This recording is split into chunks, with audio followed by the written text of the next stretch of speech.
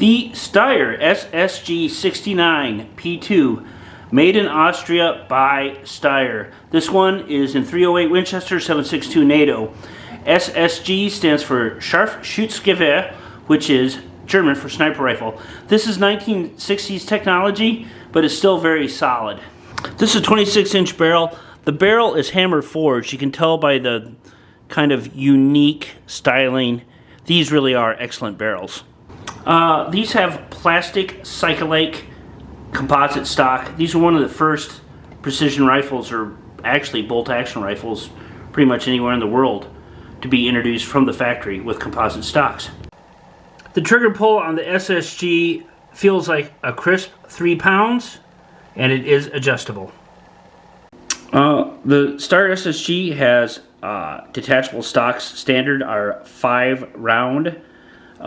They make greater capacity stocks. I don't have any. And like I said, this is in 308 Winchester.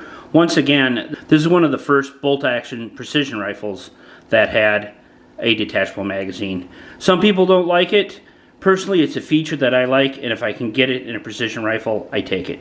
Another nice feature that was ahead of its time is the oversized bolt handle.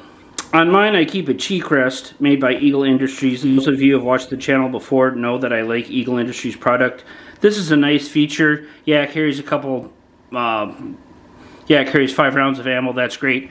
But the suede on the cheek rest, for me, it fits just right, and it provides a nice solid rest for my cheek and at the right level for the scope that I have on this. The glass that I have on this right now is just a simple SWFA 10 power fixed Super Sniper. The Super Sniper were first brought out by Tasco, SWFA bottom.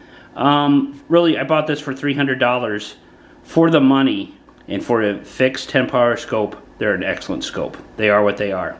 On the side of the stock, I keep a data card with my come-up data or my elevation data in minutes. It's kind of an old school solution, works just fine.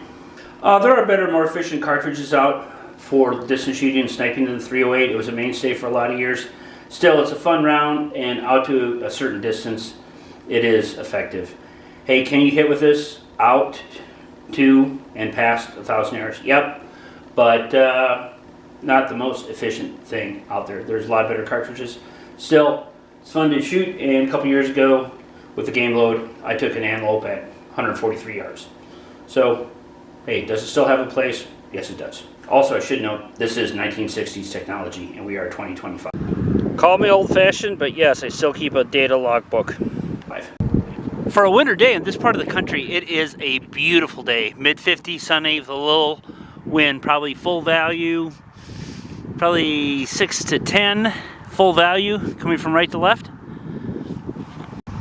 Nothing fancy here. We're just going to shoot some groups at 100 yards. I am just going to take some time, practice fundamentals of marksmanship, and hopefully shoot some nice tight groups. I have 2 loads I generally use. To the right is 168 grain Federal Gold Match. To the left is a hand load that I use 190 grain Sierra Match Kings. Right now this rifle is zeroed for the Federal Gold Match, and you know, it won't be zeroed for the 190 grain load, hand load. Excuse me. But I just want to see how the hand loads group. So let's shoot and let's see what happens. Let's try the gold match first.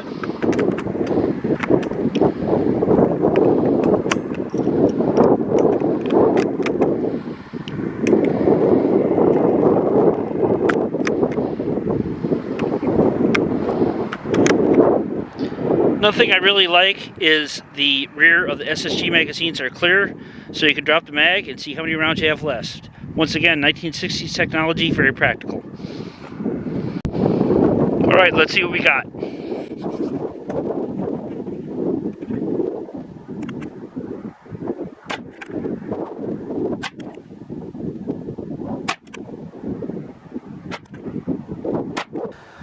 Not a horrible group, not a great group. I think generally speaking it's the jerk behind the trigger. This is a quarter.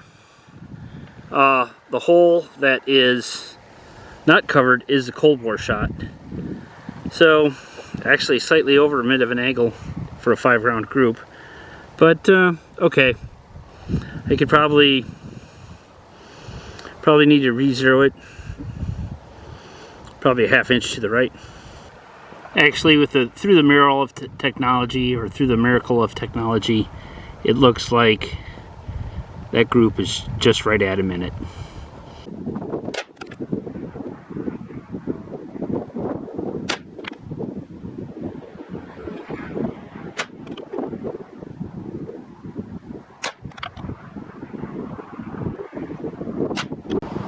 Another feature of the SSG that I really like is a recessed crown. It's countersunk into the barrel. It protects the bore. That basically protects the rifling, which is the last thing that touches the bullet before it leaves the barrel.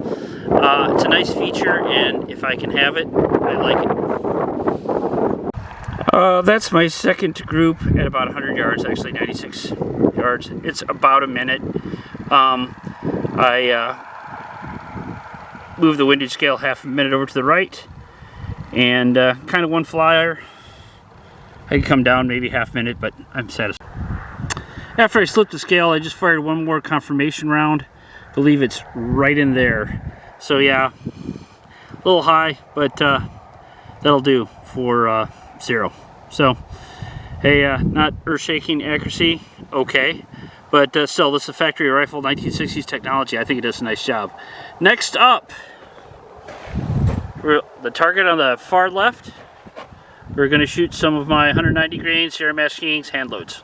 Let's try that.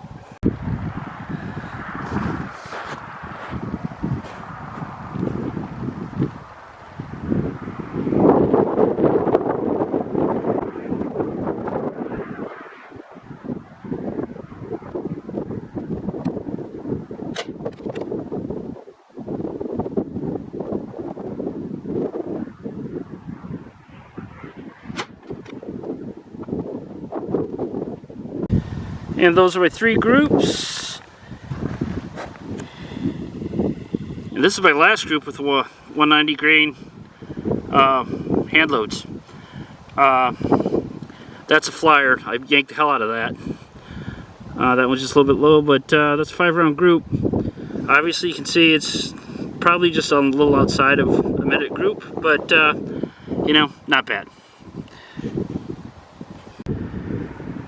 This isn't rocket surgery. It's just nice to go out on a nice day this time of the year and shoot some decent groups. This is Old Soldier. This is the Steyr Ssg 69 P2. This is Old Soldier out.